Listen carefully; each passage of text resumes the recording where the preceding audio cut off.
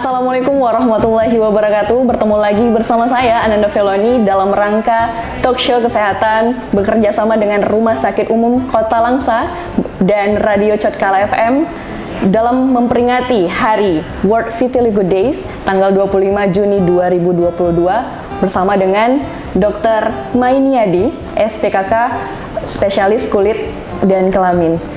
Bagaimana Pak kabarnya hari ini? Alhamdulillah. Alhamdulillah. Dan kita akan menjelaskan tentang apa itu vitiligo. Mungkin teman-teman di luar sana mungkin belum paham nih Pak tentang apa itu vitiligo dan mungkin masih asing dengan sebutan itu. Dan mungkin kepada Bapak nih tentang Vitiligo Days, tentang tanggal 25 Juni, apa sebenarnya penyakit vitiligo nih Pak? Mungkin teman-teman belum paham nih Pak. Terima kasih. Assalamualaikum warahmatullahi wabarakatuh. Alhamdulillahirrahmanirrahim. Wassalatu wassalamu ala asrafil anbiya wa sallim wa ala alihi wa sahbihi ajmain. Allahumma shalli ala sayyidina Muhammad wa ala ali sayyidina Muhammad. Kebetulan pada tanggal 25 ini akan memperingati World Vitiligo Day, Hari Vitiligo sedunia. Apa yang ditanyakan tadi sama Ananda ya, penyakit kulit ini salah satunya adalah vitiligo ini. Kalau secara gamblang kita lihat adalah penyakit putih yang didapat di kulit, ya, yang dikenal dengan vitiligo. Kalau secara definisi itu adalah suatu depigmentasi yang dijumpai di kulit, mukosa, bibir, dan rambut. Khasnya putihnya seperti susu putih, ya, batasnya dia tegas dengan kulit normal, tidak punya keluhan dan bisa dijumpai seluruh tubuh, ya, akibat daripada hilangnya melanosit atau sel pigmen kulit fungsional di dalam kulit. Oke, berarti gitu. Memang saya juga punya saudara dan tetangga juga kena itu ya. Ada yang di tangan ya Pak, kadang-kadang di tangannya nggak merata, di wajah juga. Dan kalau misalnya ngelihat dari bercak-bercak ini, apakah penyakit ini bisa saja menular nih atau akibat penyebabnya itu seperti apa Pak untuk vitiligo ini? Terima kasih. Ya sebenarnya penyakit ini bisa dijumpai seluruh tubuh, terutama di daerah yang terpapar matahari, yang sering dikenal dengan akrofisial, ya, wajah, kaki, tangan, dan di ujung-ujung ini. Ini yang paling sering kita lihat putih-putih atau bercak putih yang ada pada penderita, ya. Kalau kita lihat penyebabnya, sampai saat ini belum diketahui dengan pasti. Nah, pada penelitian, ya, kebanyakan dipengaruhi oleh penyakit autoimun. Autoimun yang paling dekat mempunyai adalah penyakit tiroid. Ya, penyakit tiroid itu, ya, bawaannya demam-demam saja. Kalau diperiksa hormon baru ketahuan itulah penyakit tiroid. Itu salah satu penyakit autoimun yang bisa menimbulkan ini, persentasinya agak besar lah, agak sekitar 25%. Ya. Nah, apa pertanyaan tadi menular? Karena ini penyakit autoimun dalam tubuh, karena ini bukan penyakit bakteri ya, dia tidak menular. Itu dia. Berarti tidak menular. Dan yang terkena nih, apakah cuma perempuan saja, laki-laki saja? Apakah menyeluruh bisa terkena penyakit ini, Pak? Oh begini, perbandingan antara laki-laki dan perempuan itu sama. Nah, tapi kalau dilihat, memang di tiap negara-negara ini agak ada perbedaan. Mungkin di Cina ya, mungkin ya, ataupun di negara yang lain mananya, mungkin banyak dengan kosmetik ya, dengan mungkin pengaruh kosmetik ke daerah wajah, mungkin sering dijumpai di wajah, itu mungkin agak ada perbedaan sedikit, mungkin ke wanita agak lebih banyak daripada psikososial lainnya, gitu aja. Nah, karena Bapak juga spesialis kulit dan kelamin, mungkin ada pasien-pasien yang perempuan nih Pak, mungkin terutama, aduh kenapa ya ada di muka saja, di muka, dan apakah ini bisa dihilangkan nggak? Karena kan wajah itu sangat sensitif nih bagi perempuan, karena kan langsung kalau ngelihat perempuan kan langsung lihat wajahnya. Itu bisa dihilangkan nggak Pak, itu warna putih itu? Pengobatan vitiligo ini, kalau untuk autoimun mungkin nggak bisa diobatin. Tapi menyamarkan kulit yang sudah terjadi putihnya itu memang memerlukan waktu yang lama, memerlukan kesabaran, dan ada beberapa vitiligo ini masih bisa kembali seperti normal. Dan kemungkinan untuk kembali lagi bisa karena di dalam badan itu masih ada penyakit autoimunnya. Nah, itu masih bisa disamarkan kulitnya. Iya.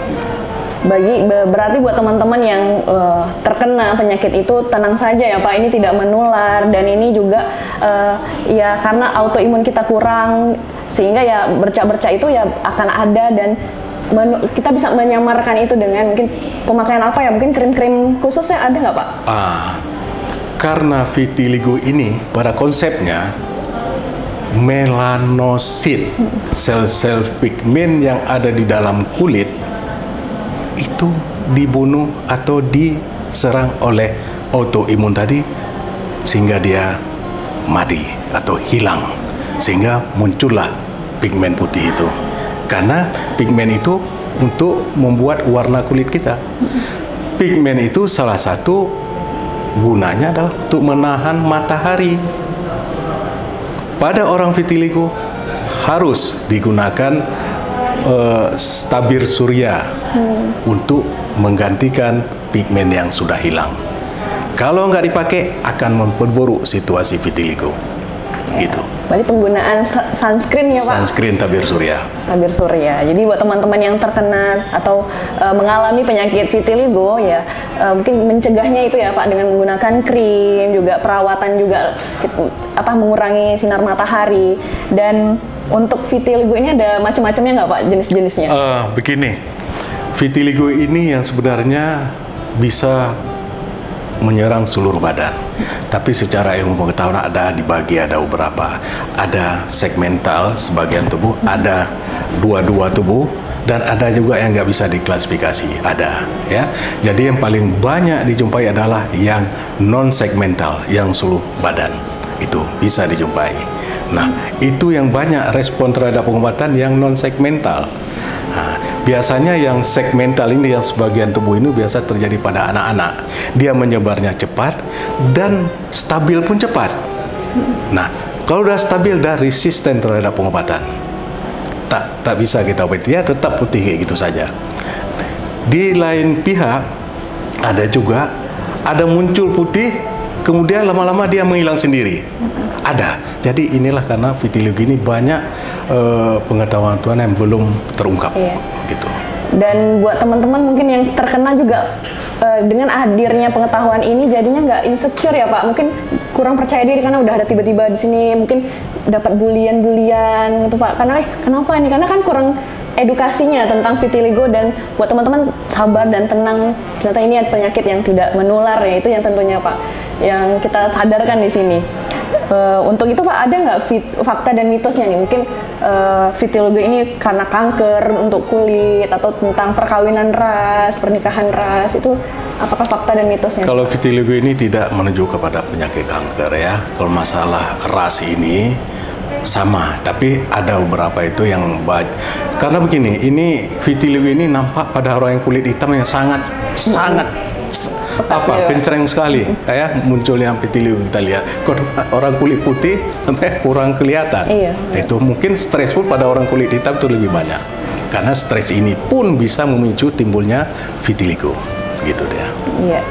Dan vitiligo juga akhirnya tidak antar negara ya Pak, bukan kulit-kulit putih atau kulit-kulit hitam aja. Di Indonesia juga persentasenya banyak nggak Pak? Seluruh dunia 1%. Seluruh dunia kena penyakit ini.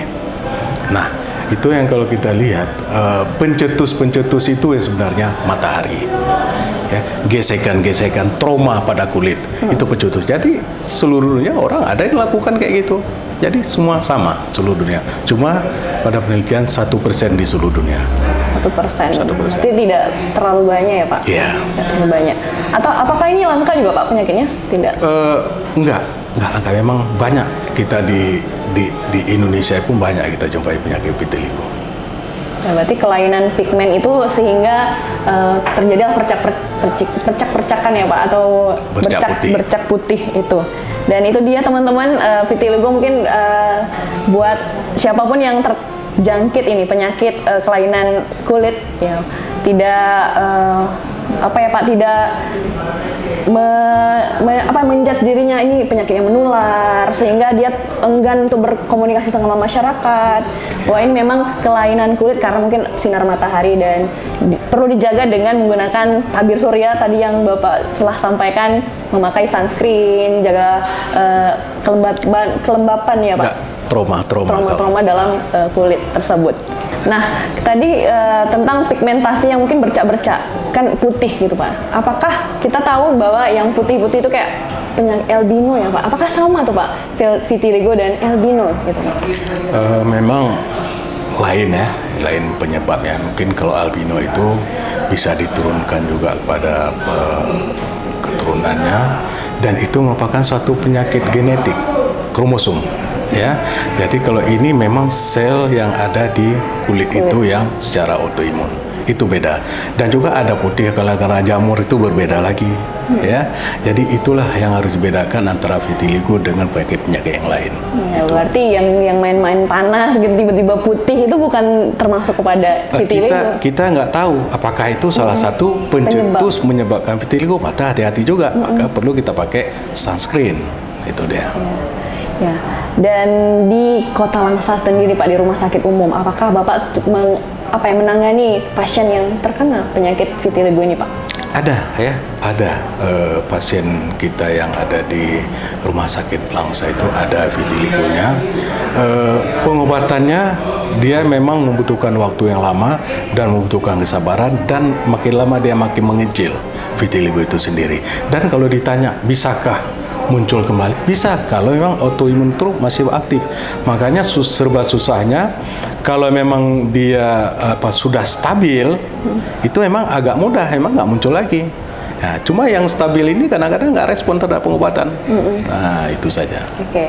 Dan terakhir nih Pak, karena tanggal 25 Juni 2022 diperingati dengan World Vitiligo Day ini Pak, untuk orang-orang yang terkena, untuk orang-orang sekitar menanggapi dengan kasus vitiligo ini, apa yang Bapak ingin sampaikan nih Pak?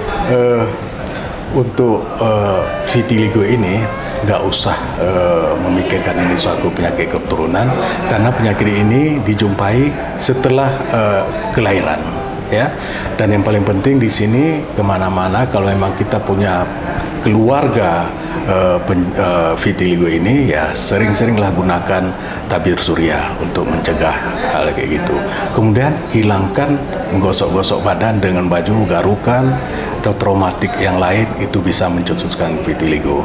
Gitu saja ya. Jadi pun kalau misalnya ada penyakit-penyakit autoimun yang lain, segera berobat supaya siapa tahu nanti bisa muncul vitiligo. Karena penyakit autoimun ini banyak ya. Salah satu itulah yang kita bilang penyakit tiroid ya. Ada juga penyakit lupus. Itu bisa juga bermanifestasi menyebabkan vitiligo gitu. Itu saja. Dan lebih baik mencegah daripada mengobati, teman-teman. Dan terakhir dari saya bahwa penyakit ini tidak menular, dan ini adalah memang kelainan pigmen warna ya, putih yang ditandai dengan bercak putih seperti kapur, dapat mengenai kulit, mukosa serta rambut. Ini bisa terjadi di kulit, di rambut. Jadi kalau teman-teman terkena penyakit ini, segera berobat ya, untuk penanganan yang lebih baik lagi. Dan untuk tanggal 25 kita memperingati hari World Vitiligo Day. Mudah-mudahan siapapun yang kelainan, boleh ulang Bang terakhir. Oke.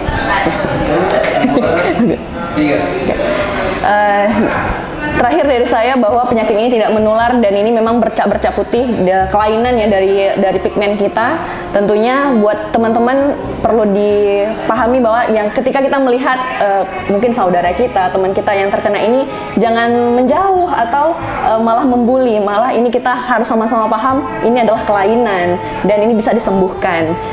Untuk itu saya Ananda Feloni, terima kasih banyak Bapak atas waktu dan kesempatannya untuk sharing-sharing, memberikan edukasi kepada masyarakat yang awam ya mungkin gitu ya Pak, untuk penyakit vitiligo ini. Saya Ananda Feloni bekerja sama dengan Rumah Sakit Umum Daerah Kota Langsa dan Radio Cotkala FM pamit dalam talk show kesehatan. Assalamualaikum warahmatullahi wabarakatuh. Waalaikumsalam warahmatullahi wabarakatuh.